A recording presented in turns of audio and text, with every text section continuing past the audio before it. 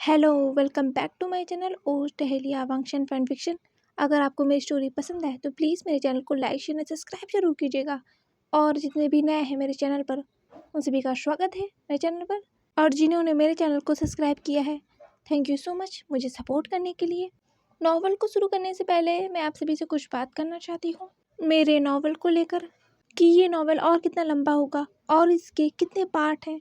मैं आप सभी को बताना चाहती हूँ कि ये नावल जो है ब्लैक रोज़, ये एक नावल है, तो जाहिर सी बात है ये लॉन्ग होगा।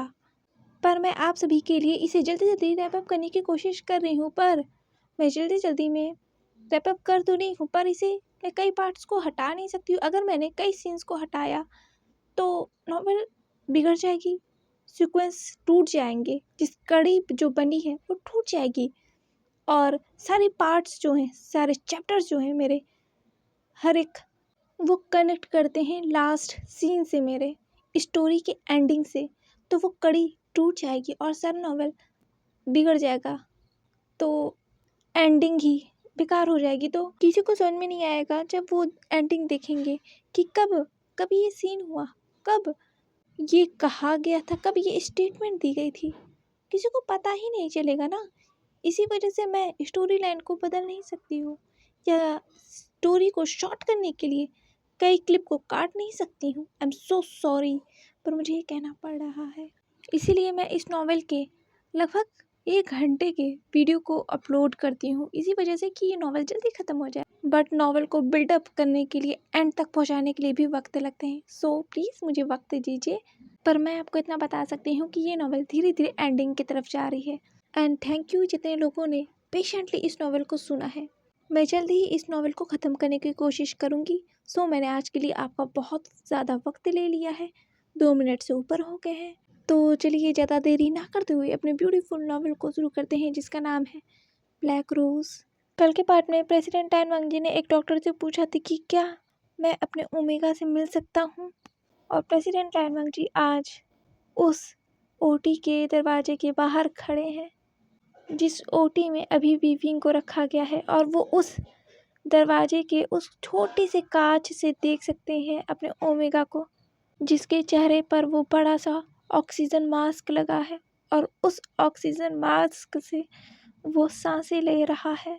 प्रेसिडेंट टैन वांग जी के हाथ जैसे कांप गए थे उस डोर के लॉक पर ही, वो उसे खोल नहीं पा रहे थे। फिर भी उन्होंने बहुत हिम्मत जुटाई और उन्होंने उस कांपती हुई हाथों से उस डोर के लॉक को खोल दिया था। और वो अंदर चल के गए धीरे धीरे। वो सफ़ेद कमरा जिसमें उनका ओमेगा था, और उस कमरे में रखा हुआ एक वेंटिलेटर जो उनके ओमेगा से जुड़ा हुआ था, जिस वेंटिलेटर पर कुछ आड़ी टेढ़ी लाइनें थी, जो लाइनें बता रही थी कि उनका ओमेगा सांस ले रहा है। वो हरे और लाल टेढ़ी मेढ़ी लाइन वो बता रहे थे। और प्रेसिडेंट टैन वांग जी की नज़रें उस वेंटिलेटर से हटकर अपने ओमेगा के पास गई, और वो धीरे धीरे अपने भारी कदमों से आगे की तरफ बढ़ रहे थे अपने ओमेगा के पास। और उन्होंने आगे बढ़कर अपने ओमेगा का हाथ थाम लिया था, जो बहुत ज़्यादा गर्म लग रहा था, बहुत ज़्यादा नॉर्मल बॉडी टेम्परेचर से ज़्यादा था वो। और प्रेसिडेंट टैन वांग जी ने उस गर्म हाथ को अपने फेस पर रख लिया, जैसे वो महसूस करना चाहते थे कि उनका ओमेगा उनके पास है। शायद कम से कम जिंदा तो है ना, शायद वो ये फील करना चाहते थे। और उन्होंने उस चेयर को साइड कर दिया था जो उस बेड के पास था, और वो उस बेड पर बैठ गए थे विंग का हाथ पकड़कर। और उन्होंने अपने हाथों को विंग के फेस पर रखा, जो वो रख भी नहीं सकते थे। वो अपने ओमेगा के फेस को टच नहीं कर सकते थे, क्योंकि उनके ओमेगा के फेस पर वो बड़ा सा ऑक्सीजन मास्क जो है, इसमें उनका ओमेगा धीरे धीरे सांसें ले रहा है, वो ये देख सकते थे। और उन्होंने विंग के हाथ को जो अपने फेस पर रखा था, जिसे वो फील कर रहे थे विंग के वार्मथ को, उन्होंने उस हाथों को और भी टाइटली पकड़ लिया, पर इतना भी नहीं कि विंग को हर्ट हो। और उन्होंने विंग के चेस्ट पर अपने फेस को रख दिया, जैसे वो विंग के हार्ट बीट को सुनना चाहते थे। और विंग की धीरे धीरे वो हार्ट बीट उनके कानों में सुनाई दे रही थी। और प्रेसिडेंट टैन वांग जी के आंसू निकल गए, और वो विंग को लेकर उसी तरीके से पता नहीं कितने घंटों से वहाँ बैठे रहे, सूरज भी ढल चुका था, रात भी हो चुकी थी, पर प्रेसिडेंट डायनवांग जी उस कमरे में से गए ही नहीं विंग को छोड़कर। और ली शियान ने ये देखा, उस छोटी सी विंडो से देखा, और वो वहाँ से चला गया। वो जानता है शायद प्रेसिडेंट डायनवांग जी विंग से बहुत प्यार करते होंगे, पर ये प्यार ही विंग के लिए खतरा है, जो वो विंग के ऊपर मंडराने देना नहीं चाहता है। वो विंग को इस तरीके से नहीं देखना चाहता है। वो भी तो विंग से प्यार करता है ना, उसका भी प्यार सच्चा है। वो कैसे अपने ओमेगा को इस हालत में देख सकता है? वो भी तो एक इंसान ही है ना। उसने बचपन से ही उस ओमेगा को अपना ओमेगा माना था, अपना ओमेगा मान लिया था उसके अल्फा ने, जो अभी उस स्ट्रेचर पर है, वो हॉस्पिटल बेड पर है, उसे मान लिया था। तो वो कैसे देख सकता था अपने ही ओमेगा को हॉस्पिटल बेड पर? वो नहीं देख सकता था, जबकि ये जानते हुए जिस अल्फा के साथ उसके ओमेगा की मैरिड हुई है, वो अल्फा उसके ओमेगा के लिए बहुत खतरा है, डेंजरस है। सारी दुनिया उस अल्फा के पीछे पड़ी है और उसके ओमेगा के पीछे भी पड़ जाएगी। जिस बात का ली शियान को डर था वो तो हो गया ना, और नतीजा सबके सामने है। विंग हॉस्पिटल बेड पर है। ली शियान के आंखों में आंसू आ गए और वो वहाँ से चला गया। वो देख नहीं सकता वांग जी को विंग के साथ, और विंग को इस हालत में तो बिल्कुल भी नहीं। प्रेसिडेंट लैन वांग जी न जाने कितने दिनों से उस हॉस्पिटल के वीआईपी रूम में थे, विंग का हाथ पकड़कर। डॉक्टर आते थे और विंग को चेकअप करके चले जाते थे, पर विंग की आंखें ही नहीं खुली। वो बेहोश बेजान उसी हॉस्पिटल बेड पर था, और प्रेसिडेंट डायनवांग जी आज भी विंग का हाथ पकड़कर उससे बातें कर रहे थे, उसे उसकी शैतानियाँ बता रहे थे कि वो प्रेसिडेंट डायनवांग जी को कैसे परेशान करता था, और अब वो बिल्कुल भी नहीं कर रहा। वो यही विंग से बातें कर रहे थे। प्रेसिडेंट डायनवांग जी ने अपना सारा काम यहीं से किया था, क्योंकि वो प्रेसिडेंट थे। जाहिर सी बात है, पूरे देश का बागडोर उनके हाथ में है। वो इस तरह से खाली नहीं बैठ सकते हैं बस अपने ओमेगा के लिए, और ये जानते हुए कि सारी ओमेगास की रिस्पॉन्सिबिलिटी भी उनके ही हाथों में है, सारी भागदौड़ उन्हीं के हाथों में है। तो उन्हें दूसरों का भी ख्याल रखना होगा, पर वो अपने ओमेगा को ऐसे छोड़ के नहीं जा सकते। इसी वजह से वो यहीं पर अपना काम कर रहे थे, और नहीं मुझे सारी फाइल्स, सारी रिपोर्ट और दुनिया में क्या हो रहा है, कल्टिवेशन वर्ल्ड में क्या हो रहा है, उन्हें सब बता रहे थे। तभी उस वीआईपी रूम का डोर नॉक हुआ और वांग जी ने पीछे देखा तो वहाँ से शुयांग आ रहा था। शुयांग ने कहा, वांग जी क्या मैं तुमसे बात कर सकता हूँ? वांग जी ने कहा और वो विंग के हाथों को फिर से सहलाने लगे। शायद उसे अपनी हीट देना चाहते थे, वो विंग को जताना चाहते थे कि वो यही है विंग के साथ। उस पूरे हॉस्पिटल रूम में वांग जी के फेरोमोन्स फिल थे, सैंडलवुड के फेरोमोन्स।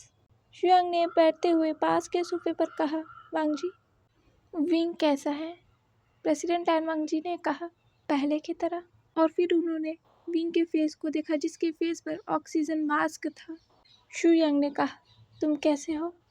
तुम वांग जी तुम घर जाओ, तुम्हें भी रेस्ट करना चाहिए, तुमने कई दिनों से अच्छी सी नींद नहीं ली है। प्रेसिडेंट लैन वांग जी ने कहा, मैं ठीक हूँ, तुम यहाँ क्यों आए हो? प्रेसिडेंट लैन वांग जी से शुयांग ने कहा, वांग जी पूरे कल्टिवेशन वर्ल्ड को लग रहा है विंग को गोली लगी है। प्रेसिडेंट लैन वांग जी ने शुयांग को देखा और कहा, जानता हूँ, जो गलतफहमी है रहने दो। शुयांग ने कहा, अच्छा है लोगों को लग रहा है विंग को गोली लगी है, वरना विंग के फिजिकल कंडीशन को जानकर वो लोग विंग को और भी ज़्यादा टारगेट करेंगे। प्रेसिडेंट लैन वांग जी ने कहा, जानता हूँ, इसी वजह से जो गलतफहमियाँ हैं वो दूर हुई ना। असल में पूरी कल्टिवेशन वर्ल्ड में ये अफवाह फैली है कि फर्स्ट ओमेगा को गोली लग गई है, जो कि बात एक अफवाह है, शायद लोगों की गलतफहमी है। लोगों ने ये गलत देखा था। विंग को कोई गोली नहीं लगी है, उसे बस पैनिक अटैक आए थे। पर जब विंग और वांग जी के ऊपर अटैक हुआ था और जिस अल्फा ने विंग और वांग जी के ऊपर बंदूक को ताना हुआ था और वो गोली मारने ही वाला था, उससे पहले ही निंग जे ने पता नहीं कहाँ से आकर उस अल्फा को शूट कर दिया था, और उस अल्फा की जो बुलेट थी साइड में लगी थी, और उसी समय विंग ज़मीन पर गिर पड़ा था उस पैनिक अटैक की वजह से, क्योंकि उसने उस अल्फा को चिल्लाते हुए सुना था। तो लोगों को लगा कि विंग को गोली लगी है, पर विंग को तो पैनिक अटैक आए थे, जो कि प्रेसिडेंट लैन वांग जी के लिए बहुत अच्छा है, विंग के इमेज के लिए अच्छा है। ये गलतफहमी क्योंकि अगर लोगों को पता चल गया कि जो हमारी फर्स्ट ओमेगा है, एक तो खुद 15 साल के ओमेगा है, ऊपर से वो ये ओहदे के लायक है ही नहीं लोगों के हिसाब से, ऊपर से ये विंग की फिजिकल कंडीशन, विंग को बार बार पैनिक अटैक आना, तो विंग के इमेज को ये और भी ज़्यादा गिरा देगा और मीडिया इसको लाइमलाइट में ले आएगी, हॉट टॉपिक बना देगी और झूठी खबरें कई तरीके के मिर्च मसाले लगाकर खबरों को पेश करेंगे, जो विंग के इमेज के लिए बहुत बुरा है। लोगों की नज़रों में विंग की इमेज जो है और गिर जाएगी। तो अच्छा ही है ना, ये अफवाह अफवाह ही रहे, लोग जो सोच रहे हैं उन्हें सोचने ही दो। शुयांग और वांग जी दोनों बात कर ही रहे थे, उसी वक्त डोर नॉक होने की आवाज़ आई और वहाँ पर नी मिंजे आए। नी मिंजे ने कहा, प्रेसिडेंट क्या मैं आपका थोड़ा सा वक्त ले सकता हूँ?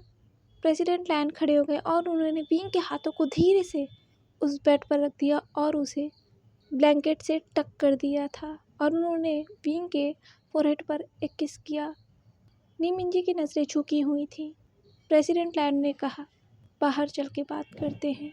प्रेसिडेंट लैंड एक बड़े से विंडो के पास खड़े थे और वो उस बाहर के नज़ारे को देख रहे थे जहाँ से हवा सरसर सरसर उनके फेस पर लग रही थी और प्रेसिडेंट लैंड वांग जी के वो बाल उड़ रहे थे और उनके पीछे नी मिंजे खड़े थे अपने हाथों को बांध कर और शुयांग उस विंडो से टेक लगाकर नी मिंजे को देख रहा था।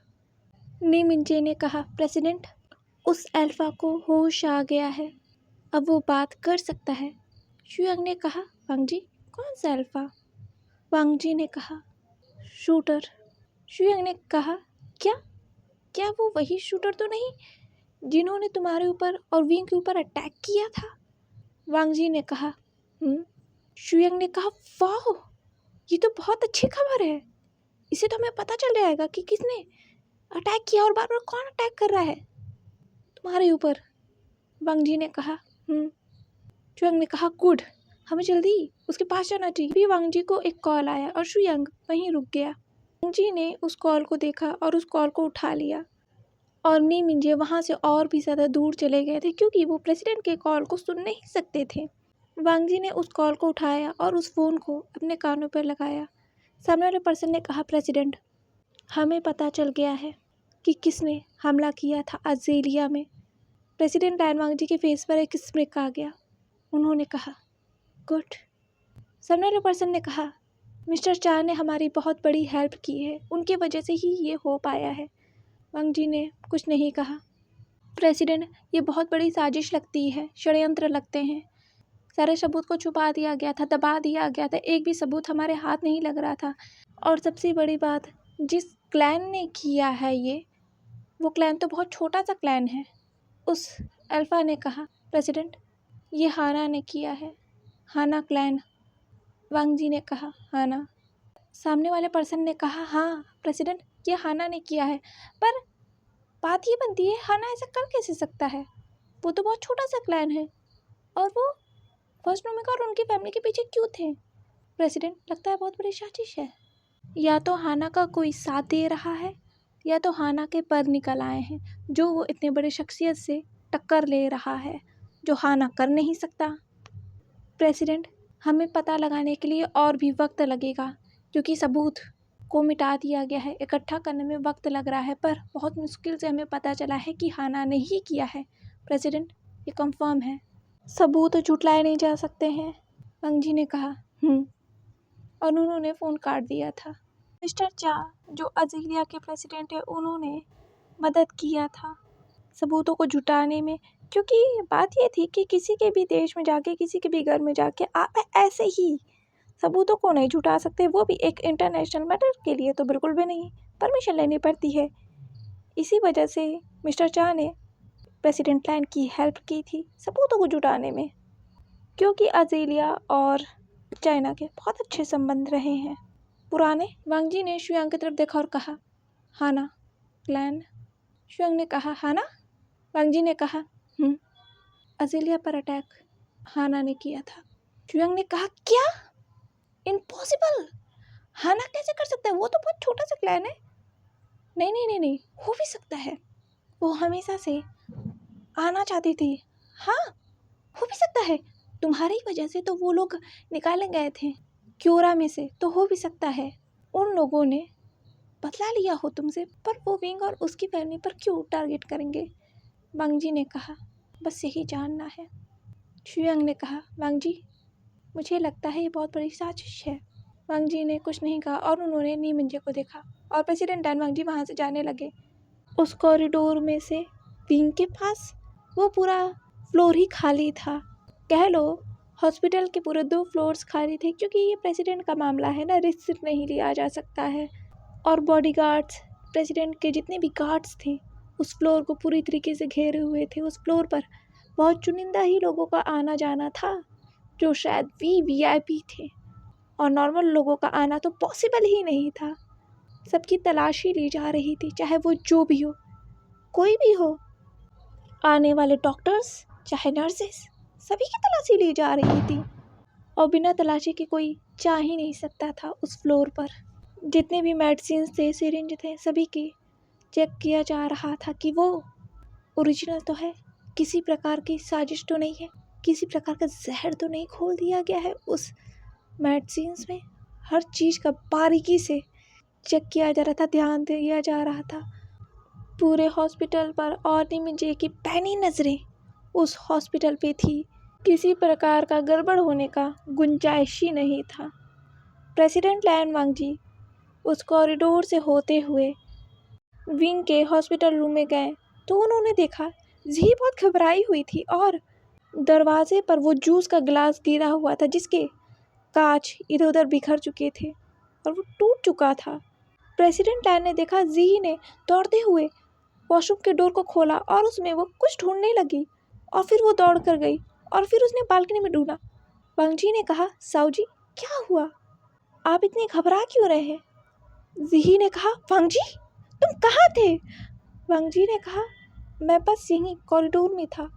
जी ने कहा, वांग जी विंग, और उसने उस बेड की तरफ इशारा किया। प्रेसिडेंट टैन वांग जी की तो जैसे सांसें ही निकल गई थी उस बेड को खाली देखकर। प्रेसिडेंट टैन वांग जी ने कहा, विंग विंग कहाँ है? जी ने कहा, मुझे नहीं पता, मैं जब आई तो ये रूम का डोर बंद था, मुझे लगा तुम हो अंदर, मैं तुम्हारे लिए जूस लेके आई थी क्योंकि तुमने कल से कुछ नहीं खाया था, और मैंने देखा विंग नहीं है, पूरा फ्लोर खाली है। वांग जी दौड़ता हुआ गया और वांग जी के पीछे पीछे वांग जी के गार्ड्स, नी मिंजे सभी जा रहे थे, और जी भी दौड़ते हुए वहाँ पर जा रही थी। सिचैन ने कहा, जो आ रहे थे उधरी से, सिचैन ने कहा, वांग जी क्या हुआ? वांग जी ने कोई जवाब नहीं दिया, वो तो बस डॉक्टर शॉन्ग के कैबिन में पहुंचना चाहता था, क्योंकि डॉक्टर शॉन्ग ने तो उन्हें कुछ नहीं कहा था ना कि वो वी का किसी प्रकार का चेकअप करने जा रहे हैं, किसी प्रकार की सर्जरी, कुछ नहीं कहा था। तो विंग अचानक से कैसे गायब हो गया? प्रेसिडेंट डैन वांग जी की हार्ट बीट बहुत ज़्यादा बढ़ चुकी थी, उनका दिल घबरा रहा था। जी ने सिचैन से कहा, सिचैन सिचैन विंग विंग नहीं है अपने रूम में। सिचैन ने कहा, क्या? जी बीबी तुम इतना पैनिक मत करो, हो सकता है डॉक्टर शॉन्ग उन्हें लेके गए हो। जी ने कहा, नहीं सिचैन मेरा दिल घबरा रहा है, डॉक्टर शॉन्ग कैसे ले जा सकते हैं? वो तो हमेशा आते हैं विंग को इसी वार्ड में चेक करने, और वो अगर ले जाते तो पहले उन्हें परमिशन लेनी पड़ती, वांग जी की हमसे परमिशन लेनी पड़ती, पर उन्होंने तो लिया ही नहीं। मेरा दिल घबरा रहा है सिचैन, मेरा दिल घबरा रहा है, अगर विंग को कुछ हो गया तो। सिचैन ने कहा, जी घबराओ मत, विंग यहीं होगा, पहले बात को देख तो लो, हुआ क्या है? हो सकता है डॉक्टर शॉन्ग इमरजेंसी में विंग को कहीं लेके गए हो, किसी और वार्ड में। जी ने अपने सीने पर हाथ रख के कहा, काश ऐसा हुआ हो। और वांग जी दौड़ता हुआ गया डॉक्टर शॉन्गलैन के कैबिन पे, जो एक फ़ाइल के बारे में डिस्कस कर रहे थे अपने नर्स से और अपने पूरी डॉक्टर की टीम से। उसी समय वांग जी ने उस डोर को खोल दिया था धड़ाम से, और उस पूरे रूम में उस दरवाजे की धड़ाम से खुलने की आवाज़ गूंज गई थी। डॉक्टर शॉन्गलैन ने वांग जी को देखा और कहा, प्रेसिडेंट आप यहाँ? प्रेसिडेंट लैन वांग जी गए वहाँ पर, और उन्होंने डॉक्टर शॉन्ग के कॉलर को पकड़कर कहा, विंग कहाँ है? डॉक्टर शॉन्गलैन ने कहा, फर्स्ट ओमेगा तो अपने वार्ड में ही होंगी ना। वांग जी ने कहा, नहीं वो वहाँ नहीं है। कहाँ है मेरा ओमेगा? डॉक्टर सॉन्ग ने कहा, प्रेसिडेंट मैं अगर फर्स्ट ओमेगा को कहीं ले जाता तो पहले मैं आपसे परमिशन लेता, मैं ऐसे कैसे उन्हें ले जा सकता हूँ? प्रेसिडेंट लैन वांग जी ने उन्हें छोड़ दिया। डॉक्टर सॉन्ग को और डॉक्टर शॉन्गलैन ज़मीन पर गिर पड़े। डॉक्टर सॉन्गलैन जैसे घबरा गए थे। डॉक्टर सॉन्गलैन लड़खड़ाते हुए खड़े हुए क्योंकि उनके कॉलर को बहुत तेज़ से प्रेसिडेंट ने दबाया था, इस वजह से उन्हें खांसी आ रही थी। फिर भी वो अपने लड़खड़ाते हुए कदमों से उठे और उन्होंने अपने डॉक्टर्स की टीम को देखकर कहा, फर्स्ट ओमेगा कहाँ है? क्या तुमने मेरे बिना परमिशन के फर्स्ट ओमेगा को किसी और वार्ड में शिफ्ट किया है? उन सभी ने कहा, नहीं नहीं डॉक्टर सॉन्ग, हमने कुछ नहीं किया है। फर्स्ट ओमेगा को हम कैसे कर सकते हैं? हमें तो पहले परमिशन लेनी होगी ना। अंजी ने कहा, मेरा ओमेगा कहाँ है? और उन्होंने पीछे देखा नी मिंजे को और उनका गुस्सा फूट पड़ा नी मिंजे पर, क्योंकि विंग की सेफ्टी का पूरा जिम्मा नी मिंजे पर है और नी मिंजे इसमें कामयाब नहीं हो पाए, वो नाकाम रहे। इसी वजह से प्रेसिडेंट लैन बहुत गुस्सा थे और उनका अल्फा फेरोमोन्स रिलीज होने शुरू हो गए थे पूरे हॉस्पिटल में। शू यंग ये फील कर सकता था वांग जी के एग्रेसिव डोमिनेटेड अल्फा फेरोमोन्स उसकी सांसें चढ़ने लगी थी और वो वांग जी को रोकने की कोशिश कर रहा था। तिचैन भी वांग जी को रोकने की कोशिश कर रहे थे पर वांग जी वो रुका नहीं। वो नी मिंजे की तरफ बढ़ रहा था और नी मिंजे वहीं खड़े रह गए अपने सिर को झुकाकर, क्योंकि उनसे तो गलती हुई है, फर्स्ट ओमेगा मिसिंग है ना।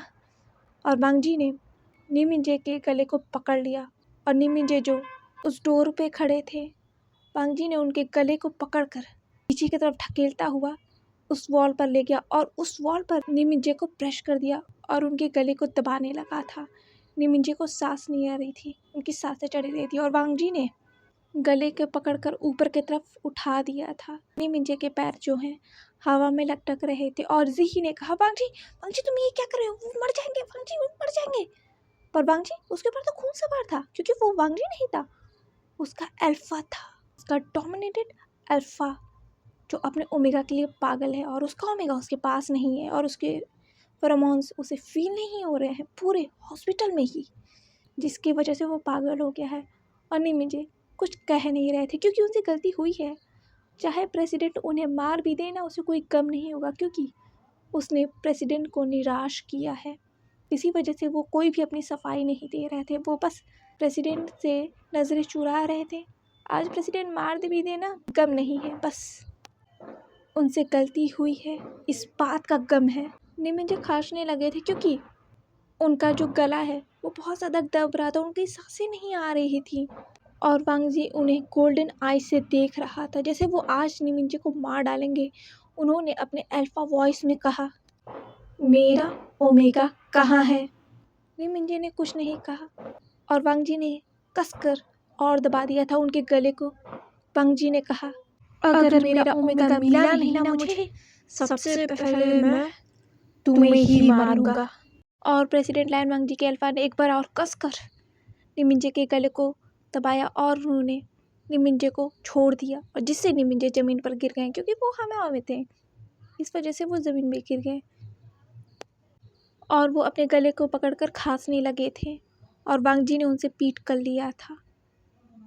निमिंजे को ये बहुत बहुत बुरा लगा था क्योंकि वो पहले ही ट्रस्ट खो चुके हैं। हाँ, उन्होंने प्रेसिडेंट लैन वांग जी का ट्रस्ट खो दिया जिसकी वजह से वो बहुत ज़्यादा खुद से ही नाराज़ थे। वो ऐसे इतनी बड़ी गलती कैसे कर सकते हैं? उन्होंने प्रेसिडेंट को नाराज़ किया है। प्रेसिडेंट उन्हें मार देते ना वो ज़्यादा अच्छा होते, पर उनसे पीठ कर खड़े नहीं होते। निमिंजे प्रेसिडेंट को जाते हुए देख रहे थे वहाँ से उस कॉरिडोर से और वो लड़खड़ाते हुए उन्हें देख रहे थे। ये उनसे सहन नहीं हो रहा था, फिर भी वो प्रेसिडेंट के पीछे पीछे जा रहे थे। वांग जी ने कहा, सीसीटीवी फुटेज। और जिलिंग ने कहा, जी जी जी जी जी प्रेसिडेंट। और जिलिंग दौड़ता हुआ गया सीसीटीवी रूम में और वहाँ प्रेसिडेंट खड़े थे। प्रेसिडेंट लैन वांग जी की नज़रें उस सीसीटीवी फुटेज पे थी जिसे ऑन कर दिया गया था। ढेर सारी फुटेज चल रही थी और वांग जी की पैनी नज़रें उन पर थी और निमिंजे कोने में खड़े हुए थे और शू यंग वांग जी के पीछे था, वो देख रहा था। पर विंग तो कहीं दिख ही नहीं रहा था, वो कहाँ है? और वांग जी और भी ज़्यादा उसका पारा हाई होते जा रहा था। वांग जी के एग्रेसिव फेरोमोन्स रिलीज़ हो रहे थे जो सभी फील कर रहे थे। तभी वांग जी को कुछ दिखाई दिया, एक औरत तो प्रेग्नेंट है, अपने अल्फा से शायद कुछ कहने की कोशिश कर रही है। उस औरत ने कहा, अल्फा अल्फा मुझे दर्द हो रहा है, अल्फा अल्फा मुझे दर्द हो रहा है, मैं संभाल नहीं पा रही हूँ, मैं मर जाऊंगी। मुझे बहुत ज़्यादा दर्द हो रहा है, मुझे बहुत ज़्यादा दर्द हो रहा है। उसके अल्फा ने कहा, बस बस कुछ देर और, बस कुछ देर और। वांग जी ने कहा, इस फुटेज को बड़ा करो, जूम। उस अल्फा ने कहा, देखो देखो मेरी ओमेगा को लेबर पेन हो रहा है और इस हॉस्पिटल में उसका इलाज नहीं हो पाएगा, मुझे जाने दो, मुझे जाने दो। वांग जी देख सकता था उस अल्फा के वरिड फेस को, पर उसे वो जेन्युइन नहीं लग रहा था, पता नहीं क्यों। और उस गार्ड ने कहा, किसी को कॉल किया और कहा, और उस अल्फा ने कहा, ठीक है आप जा सकते हैं। और वो अल्फा उस ओमेगा को लेकर चला गया था वहाँ से। पर प्रेसिडेंट ने कहा, रुक जाओ। और प्रेसिडेंट ने जूम किया और उन्होंने देखा उस स्ट्रेचर के नीचे वो ब्रेसलेट उस हाथ में जो उसके ओमेगा के थे, विंग के थे। उन्होंने खुद इस ब्रेसलेट को विंग को पहनाया था। वांग जी ने कहा, किसके परमिशन से इन्हें जाने दिया गया है? उन्हें मुझे को याद आया, उन्हें ही तो परमिशन दिया था कि एक ओमेगा को लिवर पेन हो रहा है और उन्होंने बिना कुछ सोचे समझे उस ओमेगा को जाने का परमिशन दे दिया गया था उसके अल्फा के साथ। और नीमिंजे उसी वक्त ज़मीन पर बैठ गए थे अपने घुटनों पर, और जितने भी गार्ड्स थे उन्हें देखकर ज़मीन पर बैठ गए थे अपने ज़मीन पर प्रेसिडेंट के सामने। और प्रेसिडेंट गुस्से से नीमिंजे को देख रहे थे। प्रेसिडेंट लैंड ने कहा, कार स्टार्ट करो, और उन्होंने नीमिंजे से अपनी नज़रें मोड़ ली थी। और जिनलिंग ने कहा, जी जी जी जी प्रेसिडेंट, जी प्रेसिडेंट। और जिनलिंग वहाँ से चला गया था और प्रेसिडेंट लैंड जिनलिंग के पीछे पीछे। प्रेसिडेंट के जाते ही नीमिंजे खड़े हो गए और उन्होंने कहा, प्रेसिडेंट प्रेसिडेंट के साथ जाओ, प्रेसिडेंट के साथ जाओ, उनकी सेफ्टी का ख्याल रखना, उन्हें कुछ नहीं होना चाहिए, उनके साथ जाओ। और नीमिंजे ने किसी को कॉल किया, उन्होंने कहा, डेजी पता करो ये एम्बुलेंस कहाँ से गुजरी है, पता करो, अभी मुझे पता करके दो। डेजी ने कहा, हाँ हाँ हाँ मैं बता रही बस 5 मिनट। नीमिंजे ने कहा, 5 मिनट भी वक्त नहीं है, मुझे सिर्फ 2 सेकंड में चाहिए। डेजी ने कहा, ये पॉसिबल नहीं है मिस्टर, नहीं है। नीमिंजे ने कहा, अभी मतलब अभी, और उन्होंने फ़ोन काट दिया था। और डेजी अपने काम पे लग गई थी। वो दौड़ती हुई गई अपने लैपटॉप के पास और उसने लैपटॉप को ऑन कर दिया और वो पूरे चाइना में विंग को ढूंढ रही थी। और उसके हाथ जो है खटाखट उस लैपटॉप पे चल रहे थे और वो उस नंबर को ढूंढ रही थी, उस नंबर के एम्बुलेंस को ढूंढ रही थी। डेजी ने फ़ोन किया और कहा, मिल गया मिल गया मिल गया मिल गया, फ़ोन उठाइए मिस्टर, नहीं है। और उन्होंने फ़ोन किया और कहा, निमिंजे मुझे मिल गया, सिविल एनएस रोड। निमिंजे ने कहा, ठीक है पता करके बताते रहना वो कहाँ तक गई है। डेजी ने कहा, जी जी निमिंजे। डेजी जो थी वांग जी की 3rd सेक्रेटरी थी। वांग जी के असल में 4 सेक्रेटरी हैं, जिसमें से 3rd डेजी है और 4th वो जो था जिसने वांग जी को कॉल किया था, वो सारे फॉरेन मैटर्स को देखता था। डेजी को किसी ने देखा नहीं है, बस उसका सभी ने नाम सुना है, डेजी, बस इतना ही। और यहाँ नीमिंजे निकल चुके थे वांग जी को ढूंढने, क्योंकि उन्हें पता नहीं था ना वांग जी कहाँ से आ रहा है। और यहाँ वांग जी की कार सड़क पर दौड़ रही थी उस सिविल रोड पर, एनएस रोड पर। वांग जी ने कार की स्पीड को और भी ज़्यादा तेज कर दिया और उसने उस लोकेशन को देखा जो लोकेशन उसे बता रहा था कि बस विंग तक वो पहुंचने वाला है, बस वो पहुंचने वाला है।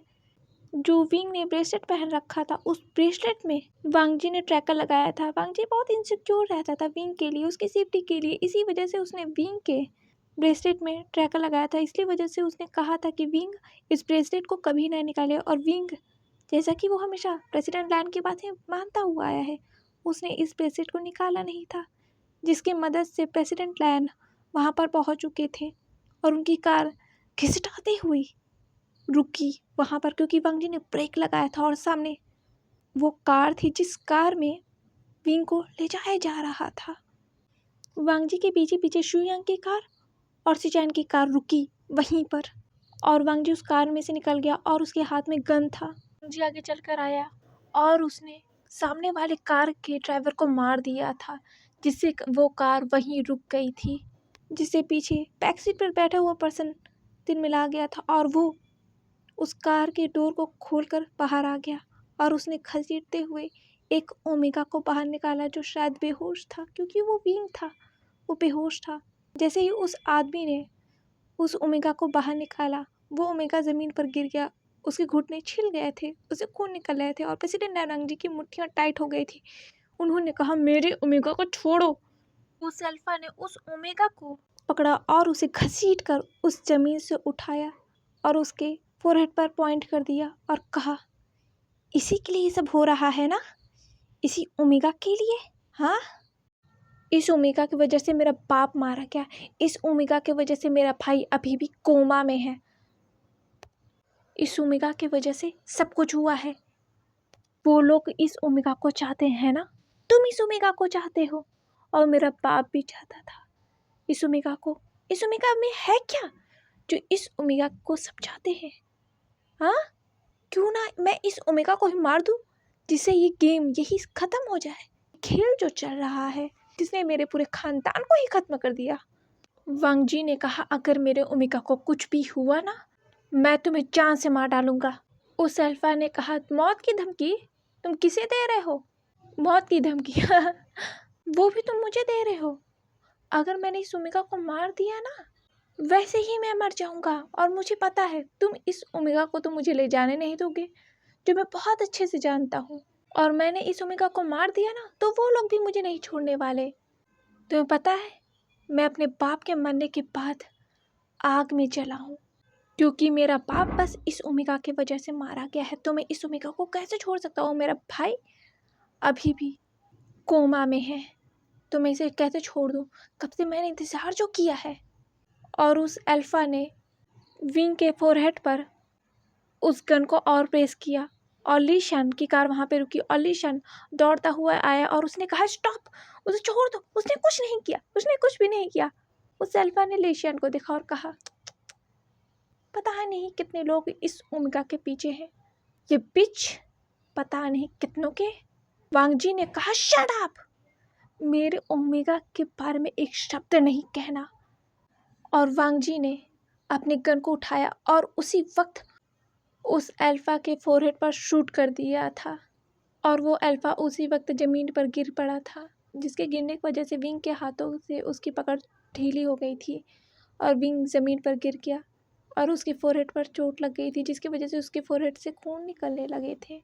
और वांग जी दौड़ कर गया विंग के पास, क्योंकि वो विंग को गिरने से बचा नहीं पाया था, जिसकी वजह से विंग को और भी ज़्यादा चोट लग गए थे। और लीशन वांग जी के पीछे पीछे दौड़ कर आ रहा था और सी चैन शुयांग सभी थे वहाँ पर, क्योंकि वो जो कार थी उस अल्फा की, वो अकेली थी।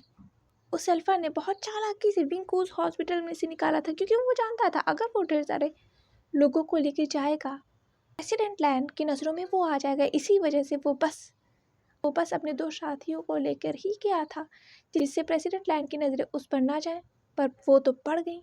वो अपने ओमेगा को खुद से दूर कैसे जाने दे सकते हैं? डायनवांग जी दौड़कर अपने ओमेगा के पास जा रहे थे। हवा सरसर सरसर चल रही थी, क्योंकि वो पूरा हाईवे था। वो बस निकलने वाला था इस हाईवे से, वो अल्फा। इसी वजह से हवा बहुत सरसर सरसर चल रही थी और वो अपने ओमेगा को देख सकते थे उस सड़क पर पड़े हुए, खून में लथपथ, जिसके घुटनों पर चोट लगी है, हाथों पे चोट लगी है। प्रेसिडेंट डायनवांग जी भी उस सड़क पर बैठ गए थे और उन्होंने विंग को धीरे से अपने लैप पर रखा और उन्होंने विंग को हक कर लिया था और विंग के बेजान हाथ सड़क पर थे। विंग उन्हें गले नहीं लगा सकता था, क्योंकि वो बेहोश था, उसे कुछ भी होश नहीं थे।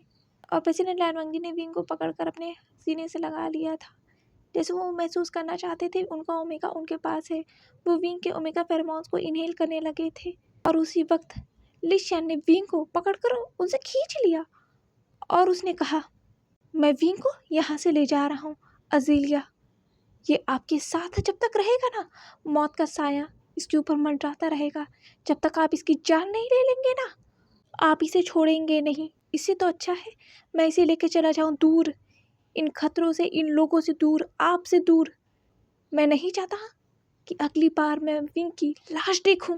प्रेसिडेंट डायनवांग जी के अल्फा ने कहा, तुम्हारी हिम्मत कैसे हुई मेरे ओमेगा को टच करने की? और प्रेसिडेंट डायनवांग जी खड़े हुए, उन्होंने विंग को खींच लिया और खुद के गले लगा लिया और उन्होंने उस गन को लिशन के फोरहेड पर लगा दिया और कहा, विंग सिर्फ मेरा ओमेगा है।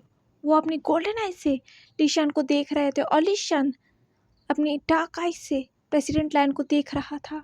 लिशन ने कहा, तो आप इसकी जान लेकर ही मानेंगे, है ना? तो अच्छा है, पहले आप मेरी ही जान ले लीजिए, क्योंकि मैं विंग को मरता हुआ नहीं देख सकता। शूट मी नाउ, क्योंकि आप इसे डिवोर्स तो देने वाले नहीं, पर आप उसकी जान भले ले सकते हो। ये सुनकर प्रेसिडेंट लैन वांग जी के अल्फा का पारा और भी ज़्यादा चढ़ चुका था। डिवोर्स, और वो भी मेरे ओमेगा को? मैं बिल्कुल भी नहीं दूंगा, बिल्कुल भी नहीं। विंग सिर्फ मेरा ओमेगा है। प्रेसिडेंट लैन वांग जी के अल्फा को लग रहा था ये अल्फा उसके ओमेगा से उसे दूर करना चाहता है, इसी वजह से उसके अल्फा ने उस टिगर को दबाने ही वाला था। तभी सिचैन ने वांग जी के हाथों से उस गन को छीन लिया था और ज़मीन पर फेंक दिया था और कहा, वांग जी होश में आओ, विंग को देखो, विंग की हालत सही नहीं है, तुम्हें इसे यहाँ से ले जाना चाहिए, और तुम क्या कर रहे हो? प्रेसिडेंट लैन वांग जी के अल्फा ने घूर के लैन सिचैन को देखा और लैन सिचैन बहुत ज़्यादा डर गए थे और उनके पैर जो है 2 कदम पीछे हो गए। पर उसी समय वांग जी ने खुद के ऊपर टेक ओवर कर लिया और उसने घूर के लिशियान को देखा और वो विंग को ब्राइडल स्टाइल में उठाकर वहाँ से ले जाने लगे अपने कार के तरफ, और सभी साइड हो गए थे। उनके फेस पर सरसराती हुई हवा आ रही थी और प्रेसिडेंट लैन वांग जी की नज़र अपने ओमेगा की तरफ थी, जिसे उन्होंने अपने गोद में ले रखा है। उसका हाथ हवा में लटक रहा था और उसका फेस बिल्कुल पेल है और उसके फोrehead पर एक चोट का निशान है, कुछ खरोचों के निशान है। और प्रेसिडेंट लैन वांग जी ने विंग को अपने गले से लगा लिया। वहाँ पे निमिंजे देख सकते थे प्रेसिडेंट लैन वांग जी को ब्राइडल स्टाइल में लिए हुए, और वो सभी वांग जी को देख रहे थे विंग को ले जाते हुए। किसी की हिम्मत ही नहीं हुई कि वो वांग जी को कुछ कह पाए। वांग जी जो है कार में बैठ गया और उसने विंग को अपने लैप पे बैठाया और उसने कार को स्टार्ट कर कर वहाँ से ले गया और सभी ये देखते ही रह गए। वांग जी के पीछे पीछे वांग जी की सभी गार्ड्स, शुयांग, लैन सिचैन वहाँ से एक एक करके निकल चुके थे वांग जी के पीछे। वांग जी के गार्ड्स ने वांग जी को कवर किया हुआ था और वांग जी की कार उस वीआईपी सड़क पर दौड़ रही थी। सट सट सट करके एक लाइन से कार्स जा रही थी और लोग देख सकते थे उस सिविल रोड से प्रेसिडेंट की कार को जाते हुए, क्योंकि आज कार का जमावड़ा बहुत ज़्यादा था। उस पूरे वीआईपी रोड पर बहुत ज़्यादा कार थी प्रेसिडेंट लैन के कार को कवर किए हुए, और प्रेसिडेंट लैन वांग जी की कार गुसू की सड़कों से होते हुए उन फॉरेस्ट एरिया की तरफ चली गई थी जहाँ पर ढेर सारे जंगल थे और पूरा जंगल पूरा प्रेसिडेंट लैन का था, लैंस का था।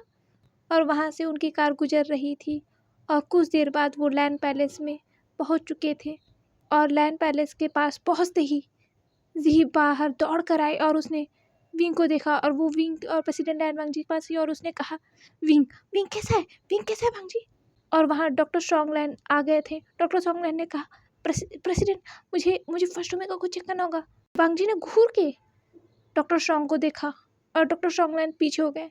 जी भी इस वक्त डर चुकी थी वांग जी की ऑरे से, वांग जी की फेरोमोन से, एग्रेसिव फेरोमोन से डोमिनेट रहा है जो वो। शुयांग ने कहा, वांग जी देखो, तुम्हें ना डॉक्टर स्ट्रॉन्ग को विंग को चेक करने देना चाहिए। वांग जी ने कुछ नहीं कहा और वो विंग को लेकर अपने जिंगशी में चला गया था सीढ़ियों से होता हुआ। और वहाँ पर सिचैन दौड़ते हुए गए और उन्होंने कहा, वांग जी रुक जाओ, वांग जी तुम्हें विंग को चेकअप करवाना ही होगा, विंग की हालत सही नहीं है वांग जी। वांग जी ने कुछ नहीं सुना और उसने जिंगशी के डोर को बंद कर दिया और सिचैन उस जिंगशी के डोर को पीटते ही रह गए, पर वांग जी ने दरवाज़ा नहीं खोला। वांग जी तो जिंगशी के कॉरिडोर से होते हुआ अपने बेडरूम में गया और उसने विंग को धीरे से उस राउंड बेड पर लेटा दिया था और वो ज़मीन पर बैठ गए और उन्होंने विंग के हाथ को पकड़ा। उन्होंने विंग के फेस पर हाथ रखा और कहा, Wing, I am sorry, I am so sorry तुम्हारे लाइफ में आने के लिए, I am so sorry. President Lan Wang ji ने जैसे कुछ ठान लिया था, से पता था उन्होंने क्या ठाना था, क्या तय किया था उन्होंने अपने और विंग की किस्मत के लिए। तो वो हमेशा नहीं चाहते थे, उन्होंने वो तय कर लिया था, दुनिया ने उन्हें तोड़ कर रख दिया था। इस हादसे के बाद प्रेसिडेंट लैन जैसे बिखर गए थे और प्रेसिडेंट लैन वांग जी का अल्फा उनसे बहुत गुस्सा हो गया था, क्योंकि प्रेसिडेंट लैन वांग जी के मन के बात को, उनकी फीलिंग्स को वो समझ सकता था, जिससे उनका अल्फा बहुत गुस्सा था और वो प्रेसिडेंट लैन वांग जी के ऊपर हावी होना चाहता था।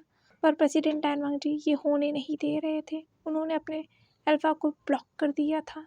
प्रेसिडेंट टैन वांग जी ने एक मेडिसिन निकाली और उन्होंने विंग के शरीर पर अप्लाई करना शुरू कर दिया था। जहाँ जहाँ विंग को चोट लगी है, उसके पैरों पर, उसके घुटनों पर जख्म है, बहुत गहरे हो गए हैं, क्योंकि विंग डायरेक्ट उस सड़क पर गिरा था और वो सड़क बहुत खुरदुरी थी, जिसकी वजह से विंग को चोट लग गए थे। जैसे जैसे वो विंग के घाव को देख रहे थे, वैसे वैसे वो गिल्ट में दबे जा रहे थे। वो गिल्ट उन्हें खाए जा रहा था। बात तो सच थी ना, लिशियन की बात सच थी। ये जख्म बता रहे थे कि लिशियन की बात सच है। एक जख्म भरा भी नहीं था और दूसरा जख्म तैयार था विंग को देने के लिए। और कितने ही जख्म उनकी वजह से विंग को लगेंगे और कितने ही घाव को वो ऐसे ही विंग के शरीर पर देखेंगे। उनके ओमेगा के फेस पर ये जख्म जो है, उनके शरीर पर जो जख्म है, प्रेसिडेंट टैन वांग जी को खसोट रहा है, नोच रहा है और उनके आंसू गिरे जा रहे हैं। जैसे जैसे वो विंग के घाव को साफ कर रहे हैं, वैसे वैसे उनके आंसू बहे जा रहे हैं। और प्रेसिडेंट टैन वांग जी ने उन घाव को साफ कर कर विंग को न्यू क्लोथ पहना दिया था और वो विंग को लेकर उस बेड पर लेट गए थे, टाइटली खुद से हक कर कर, और वो सीलिंग की तरफ देखने लगे थे, उस चांद को जो चमक रहा था उस आसमान में खूबसूरती से। और प्रेसिडेंट टैन वांग जी ने अपने ओमेगा को और टाइटली हक कर लिया था और वो विंग की धड़कनों को सुनने लगे थे। प्रेसिडेंट टैन वांग जी ने उस चांद पर से नजरें हटाकर अपने ओमेगा को देखा, उसके फेस को देखा और उन्होंने विंग के फेरोमोन्स को इनहेल किया। उसके नेक पर से उसकी खुशबू को वो अपने अंदर उतारना चाहते थे। वो विंग के फेरोमोन्स को इनहेल कर रहे थे, उसके नेक पर अपने नोज़ को रब कर रहे थे, जैसे वो विंग को खुद से जुदा नहीं करना चाहते थे। और उनके आंखों से आंसू गिरे जा रहे थे। वो इस वक्त नहीं चाहते थे कि उनके ओमेगा और उनके बीच में कोई भी आए, और वो विंग को किसी के पास जाने देना नहीं चाहते थे। इसी वजह से उन्होंने विंग को खुद के पास रखा था, खुद के इतने करीब, और उन्होंने जिंगशी के डोर को बंद कर दिया था ताकि उनके और उनके ओमेगा के पास कोई ना पाए। और वो विंग को टाइटली हक कर कर, विंग के फेरोमोन्स को इनहेल कर कर उस चांद को देख रहे थे। पर क्या आने वाली सुबह भी इतनी ही खूबसूरत होने वाली थी? किसे पता था कल क्या होगा? किसी को नहीं पता।